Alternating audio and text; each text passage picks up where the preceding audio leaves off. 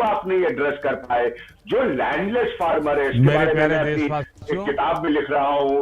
जो नमस्कार। खेतिहर जी किसान है, जो किसी के लिए किसानी आज करता है, उसके पास जमीन नहीं है, उसके भय को आप देव नहीं दूर कर दीपावली पाए। का एक पावन बात तो बहुत पर्व है। स्पष्ट आज आपसे कहना चाहूंगा जी कि देखिए, आज पॉलिटिक्स में, राजनीति गुरु में नानक देव जी कोई का ऐसी भी पॉलिटिकल पार्टी नहीं है, कांग्रेस से पवित्र लेकर प्रकाश बीजेपी पर्व तक, है। जो किसान विरोधी दिखना चाहेगी। बिल्कुल। राइट। मैं विश्व फिर भी भर में किसानों को पूरी तरह से उनका सभी लोगों अलग को, अलग सरकार में हिंदुस्तान नहीं की मिल पाया है। राजनीति किसानों के सभी आसपास देशवासियों जरूर को रहती है, और आपने बिल्कुल ठीक कहा, विज्ञान की कोई इस भी पावन उनके पर्व विरुद्ध पर खड़ा नजर नहीं आना चाहता। देवेंद्र हार्दिक जी, बधाई आपसे देता आखिरी कमेंट लेना चाहती हूँ यहाँ पर कि अब क्या होना चाहिए। ये देखिए, भी जिस तरह की बहुत भी प्रतिक्रिया सुखद आ है रही है, टीकरी बॉर्डर हो चाहे गाजीपुर बॉर्डर हो, कि हर 1.5 जगह साल के अंतराल के बाद करतारपुर साहिब कॉरिडोर अब फिर से खुल गया है। साथियों, गुरु नानक जी ने कहा है, बीच दुनिया सेवी कमाइए त दरगिही बेसन पाइए। यानी संसार में सेवा का मार्ग अपनाने से ही जीवन सफल होता है। हमारी सरकार इसी सेवा भावना के साथ देशवासियों का जीवन आसान बनाने में जुटी है। न जाने कितनी पीढ़ियां जिन सपनों को सच होते देखना चाहती थी, भारत आज उन सपनों को पूरा करने का भरपूर प्रयास कर रहा है। साथियों, अपने 5 दशक के सार्वजनिक जीवन में मैंने किसानों की परेशानियों को, उनकी चुनौतियों को बहुत करीब से देखा है, महसूस किया है। इसलिए जब देश ने मुझे 2014 में प्रधानमंत्री के रूप में सेवा का अवसर दिया, तो हमने कृषि विकास, किसान कल्याण को सर्वोच्च प्राथमिकता दी। साथियों, इस सच्चाई से बहुत लोग अनजान है कि देश के 100 में से 80 किसान छोटे किसान हैं। उनके पास 2 हेक्टेयर से भी कम जमीन है। आप कल्पना कर सकते हैं, इन छोटे किसानों की संख्या 10 करोड़ से भी ज्यादा है। उनकी पूरी जिंदगी का आधार यही छोटी सी जमीन का टुकड़ा है। यही उनकी जिंदगी होती है। और इस छोटी सी जमीन के सहारे ही वो अपना और अपने परिवार का गुजारा करते हैं। पीढ़ी दर पीढ़ी परिवारों में होने वाला बंटवारा इस जमीन को और छोटा कर रहा है। इसलिए देश के छोटे किसानों की चुनौतियों को दूर करने के लिए हमने बीज, बीमा, बाजार और बचत, इन सभी पर चौतरफा काम किया। सरकार ने अच्छी क्वालिटी के बीज के साथ ही किसानों को neem coated urea, soil health card, micro irrigation जैसी सुविधाओं से भी जोड़ा। हमने 22 करोड़ सॉइल हेल्थ कार्ड किसानों को दिए और इस वैज्ञानिक अभियान के कारण एग्रीकल्चर प्रोडक्शन भी बढ़ा। साथियों, हमने फसल बीमा योजना को अधिक प्रभावी बनाया। उसके दायरे में ज्यादा किसानों को लाए।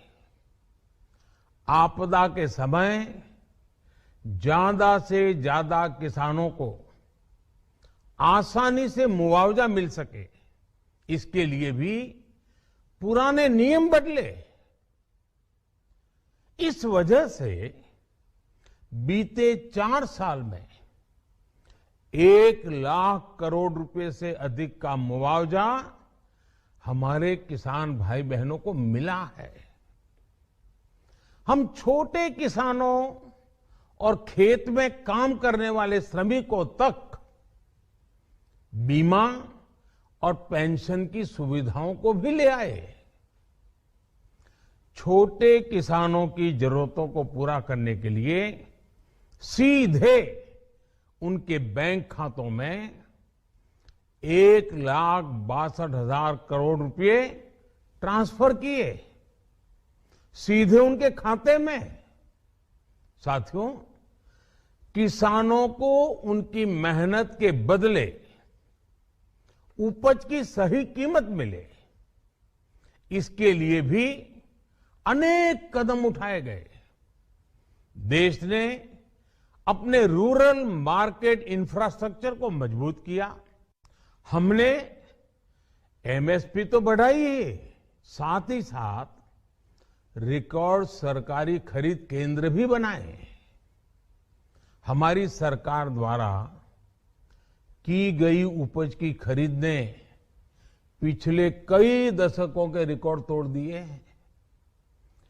देश की 1000 से ज्यादा मंडियों को ई नाम योजना से जोड़कर हमने किसानों को कहीं पर भी अपनी उपज बेचने का एक प्लेटफॉर्म दिया। और इसके साथ ही देश भर की कृषि मंडियों के आधुनिकीकरण पर भी हमने करोड़ों रुपए खर्च किए। साथियों, आज केंद्र सरकार का कृषि बजट पहले के मुकाबले 5 गुना बढ़ गया है। हर वर्ष 1.25 लाख करोड़ रुपए से अधिक कृषि पर खर्च किए जा रहे हैं। 1 लाख करोड़ रुपए के एग्रीकल्चर इंफ्रास्ट्रक्चर फंड के माध्यम से गांव और खेत के नजदीक भंडारण, इसकी व्यवस्था, कृषि उपकरण जैसी अनेक सुविधाओं का विस्तार, ये सारी बातें तेजी से हो रही है। छोटे किसानों की ताकत बढ़ाने के लिए 10,000 एफपीओ किसान उत्पादक संगठन बनाने का अभियान भी जारी है। इस पर भी करीब 7,000 करोड़ रुपए खर्च किए जा रहे हैं। माइक्रो इरिगेशन फंड के आवंटन को भी 2 गुना करके 10,000 करोड़ रुपए कर दिया गया है।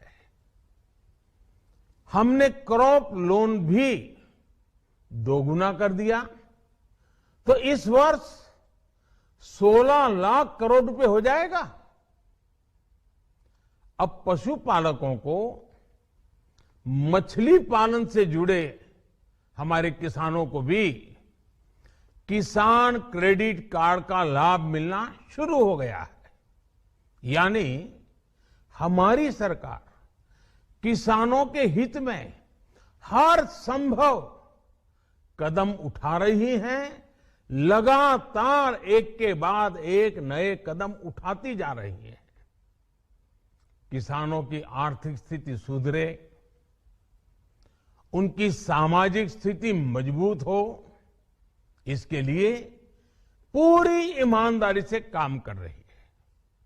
साथियों, किसानों की स्थिति को सुधारने की इसी महाअभियान में देश में 3 कृषि कानून लाए गए थे।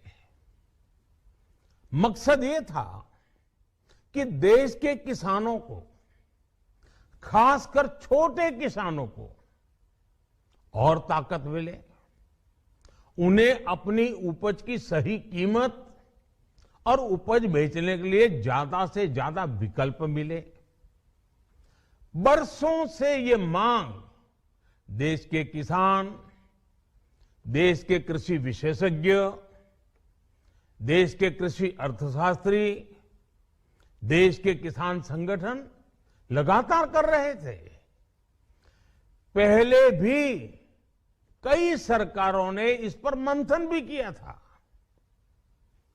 इस बार भी संसद में चर्चा हुई, मंथन हुआ और ये कानून लाए गए। देश के कोने कोने में कोटि कोटि किसानों ने, अनेक किसान संगठनों ने इसका स्वागत किया, समर्थन किया। मैं आज उन सभी का बहुत बहुत आभारी हूं, धन्यवाद करना चाहता हूं। साथियों, हमारी सरकार किसानों के कल्याण के लिए, खासकर छोटे किसानों के कल्याण के लिए, देश के कृषि जगत के हित में, देश के हित में, गांव गरीब के उज्जवल भविष्य के लिए पूरी सत्यनिष्ठा से, किसानों के प्रति पूर्ण समर्पण भाव से, नेक नियत से ये कानून लेकर आई थी। लेकिन इतनी पवित्र बात, पूर्ण रूप से शुद्ध किसानों के हित की बात, हम अपने प्रयासों के बावजूद कुछ किसानों को समझा नहीं पाए। भले ही किसानों का एक वर्ग ही विरोध कर रहा था, लेकिन फिर भी ये हमारे लिए महत्वपूर्ण था। कृषि अर्थशास्त्रियों ने, वैज्ञानिकों ने, प्रगतिशील किसानों ने भी उन्हें कृषि कानूनों के महत्व को समझाने का भरपूर प्रयास भी किया। हम पूरी विनम्रता से, खुले मन से उन्हें समझाते रहे। अनेक माध्यमों से व्यक्तिगत और सामूहिक बातचीत भी लगातार होती रही। हमने किसानों की बातों को, उनके तर्क को समझने में भी कोई कोर कसर बाकी नहीं छोड़ी। कानून के जिन प्रावधानों पर उन्हें ऐतराज था, सरकार उन्हें बदलने के लिए भी तैयार हो गई। 2 साल तक हमने इन कानूनों को सस्पेंड करने का भी प्रस्ताव दिया। इसी दौरान ये विषय माननीय सर्वोच्च न्यायालय के पास भी चला गया।